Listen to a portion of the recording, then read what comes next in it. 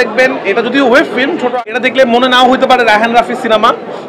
দেশ নতুন করে স্বাধীনতা অর্জন করার পর এবার প্রথম দেখা আপনাদের সাথে, তো সবাইকে দেখে অনেক ভালো লাগতেছে। আবার ওই উদযাপনটা মনে হচ্ছে আসলে, কারণ আমাদের সিনেমা ইন্ডাস্ট্রিতে যখন সিনেমা হয় না তখন আসলে আমাদের কারোর মনই ভালো থাকে না, সবাই আমরা আসলে চাই একটু প্রিমিয়ার হবে, আমাদের সিনেমা দেখব। তো এটা আমার একদমই অন্যরকম একটা ছবি, এটা আমার ওয়েব ফিল্ম। আপনারা জানেন আমি সিনেমার পাশাপাশি ওয়েব ফিল্ম বানাই, এটা তুফানের আগেই আমার নির্মাণ করা। এবং আমি চিন্তা করছিলাম যে আসলে আমি এই ছবিটাতে এমন দুজন কাস্টিং করতে চাই যারা একসময়কার অনেক বড় স্টার ছিল, যারা অনেক জনপ্রিয় ছিল, যারা এখনও কাজ করছে। তা আমরা ওই সময়কার একটা জনপ্রিয় জুটিকে নিয়ে কাজ করার চেষ্টা করেছি, ইমন এবং সারিকা। এবং আমার চ্যালেঞ্জ ছিল যে এই দুজনকে আসলে নতুন করে কিছুটা আবিষ্কার করবো আর কি। তো যারা তুফান দেখেছেন, যারা মায়া দেখবেন, এটা যদিও ওয়েব ফিল্ম ছোট আকারে সিনেমা, কিন্তু আমি একটু অন্য ধরনের সিনেমা বানানোর চেষ্টা করেছি। এটা খুবই মানবিক গল্প, একদমই অন্য ধরনের গল্প, এবং যে গল্প দেখলে কখনো আপনি ইমোশনাল হবেন, কখনো আপনি আবেগ প্রমাণিত হবেন, আপনার আশেপাশে অনেক কিছুর সাথে মিল পাবেন এই ছবির গল্প আর কি। তো আমার মনে হয় আপনাদের ছবিটা ভালো লাগবে, কারণ আমার এরকম মাঝে মাঝে অ্যাকশন ছবির পাশাপাশি এরকম মানবিক ছবি বানাতে অনেক ভালো লাগে।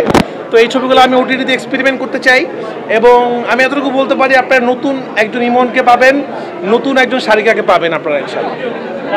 কাস্টিংটা নিয়ে বলবেন কিনা, কারণ ইমন ভাই প্রথম ইমন ভাইকে কেন মনে হলো এবং সারিকাও এই রূপে? আমি কথা উত্তরটা দিয়ে দিলাম যে আমি ওই চ্যালেঞ্জটা নিতে চেয়েছিলাম যে একটা 2012-13-14 সালের একটা জুটি যারা ওই সময় খুবই পপুলার ছিল, তাদেরকে যদি এখন নিয়ে আসা যায় তাহলে কেমন হবে। যেহেতু আমাদের গল্পটা ফ্যামিলির গল্প, আপনারা সবাই এখন দেখবেন, তো আমি একটু বিবাহিত নায়ক নায়িকাকে নিতে চেয়েছিলাম আর কি। আমার কাছে মনে হয়েছে যে ফ্যামিলির ইমোশনটা বুঝতে পারবে, এবং আমার কাছে মনে হচ্ছে আমার নিজেরও একটা চ্যালেঞ্জ, কারণ আমি সবার সাথে কাজ করতে চাই। ইমনের সাথে আমার কাজ করার প্ল্যান ছিল, তো এইভাবে কাজটা হইল। না, এই ছবিতে কোনো নৃশংসতা নাই, এটা একদমই আমার অন্য ধরনের প্রজেক্ট। এটা দেখলে মনে নাও হইতে পারে রায়হান রাফি সিনেমা।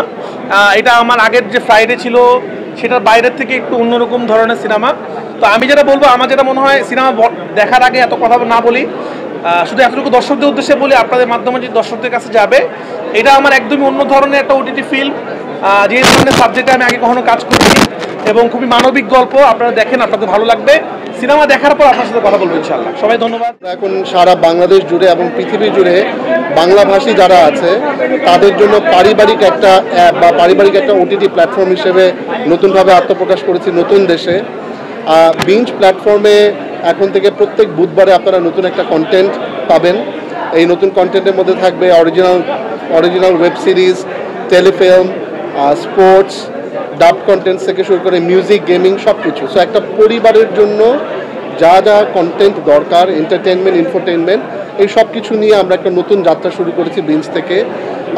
আমি ধন্যবাদ জানাতে চাই লিলিকে, because lily as a brand is one of the first brands আমাদের এই নতুন যাত্রায় আমাদের সাথে যুক্ত হয়েছে। মায়া কন্টেন্ট আমার বিশ্বাস অসাধারণ একটা কন্টেন্ট রায়হান রাফি ভাই ক্রিয়েট করেছেন, এবং আমাদের প্রজেকশন হচ্ছে গিয়ে it will be Maya as a content এই বছরের one of the highest viewed একটা কন্টেন্ট হবে আমরা আশা করছি।